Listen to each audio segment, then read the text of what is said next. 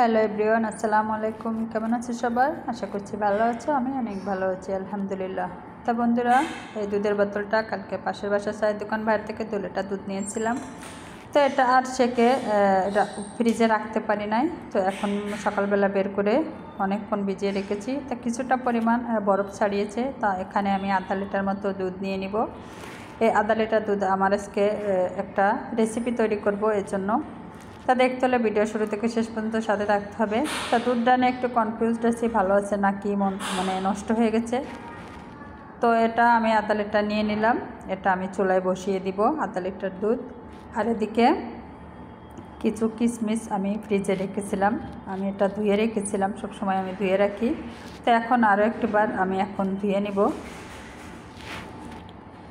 তা দেখো, আমি কিশমিশগুলো ধুয়ে নিচ্ছি। এখন একটাবার এতে পানি দিয়ে এটা ধুয়ে একটু রোদে শুকাতে দিব। হালকা শুকিয়ে গেলে তবে এটা আমি ব্যবহার করব। তার রোদে অনেকক্ষণ আগে এদিকে বাদাম দিয়ে রেখেছিলাম। বাদামগুলো একটু গরম হলে আমি চুলায় ভেজে নেব। চুলায় হালকা আছে ভেজে নেব, কারণ আমরা বালু দিয়ে ভাজতে পারি না, বালু পাই না। তো দেখো, বাদাম আর কিশমিশগুলো আস্তে শুকাচ্ছে। আর এদিকে চুলায় যে দুধ দিয়ে রেখেছিলাম, দুধটা অনেকক্ষণ জ্বালিয়েছি। দেখো, অনেকটা সরও পড়ে গেছে, উপরে পর্দা পড়ে গেছে। তো এখানে স্বাদযুক্ত কিছু লবণ দিয়ে দিলাম। আর দুঃখিত, চিনি দিয়েছিলাম। চিনিটা তোমাদের দেখাতে ভুলে গেছি, আমি ভিডিও করতে ভুলে গিয়েছিলাম।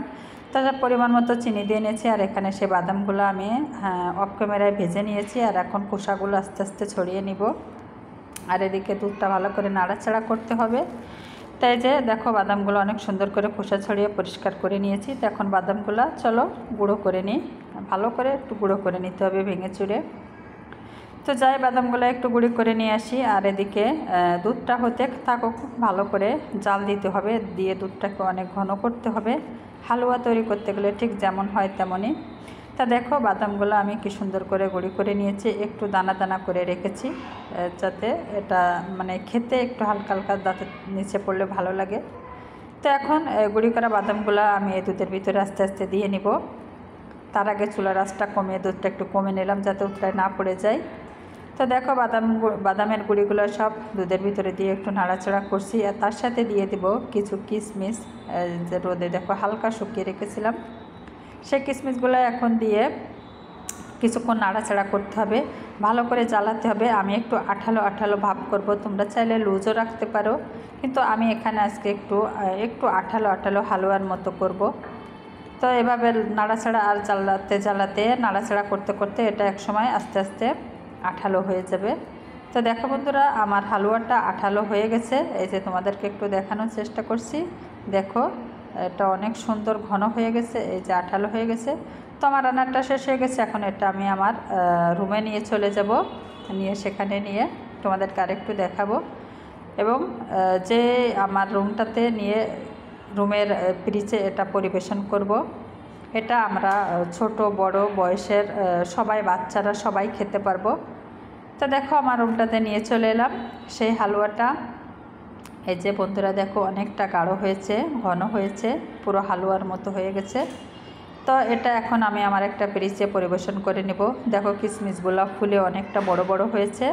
তোমরা এভাবে কিশমিশ ধুয়ে হালকা একটু রোদে শুকিয়ে তারপরে দিবে, দেখবে এরকম শক্ত হবে না, আবার বেশি গলেও যাবে না। তাই ফ্রিজে এখন আমি হালুয়াটা ঢেলে পরিবেশন করে নিব। তা বন্ধুরা, এই হালুয়াটা আমাদের পরিবারের ছোট বড় অ্যাডাল্ট আমরা মানে সবাই খেতে পারবো। এবং এটা অনেক সুস্বাস্থ্যকর এবং পুষ্টিকরও বটে। এখানে কিশমিশ, দুধ আর বাদামের তৈরি। এটা অনেক একটা স্বাস্থ্যকর খাবার, স্বাস্থ্যকর হালুয়া বাদামের তৈরি। এই ছিল আজকের ভিডিওটা ভালো লাগলে একটা লাইক, একটা কমেন্ট করো। চ্যানেলে নতুন বন্ধু হলে চ্যানেলটি সাবস্ক্রাইব করে দিও। আর যারা অলরেডি সাবস্ক্রাইব করো, তারা পাশের বেল আইকন বাটনটা বাজিয়ে রেখো, তাহলে এমন ভিডিও সবার আগে তোমাদের কাছে পৌঁছে যাবে। তো আজকের ভিডিওটা এই পর্যন্ত। আল্লাহ হাফেজ। তোমাদের সাথে দেখাবে নেক্সট কোনো ভিডিওতে। সে পর্যন্ত সবাই ভালো থাকবে, সুস্থ থাকবে। আর আমার চ্যানেলটি সাবস্ক্রাইব করতে ভুলো না। ভিডিওর ভিতরে কথার ভিতরে কোনো ভুল হলে অবশ্যই তোমরা ক্ষমা সুন্দর দৃষ্টিতে দেখবে। আজকে এই পর্যন্ত। আল্লাহ হাফেজ।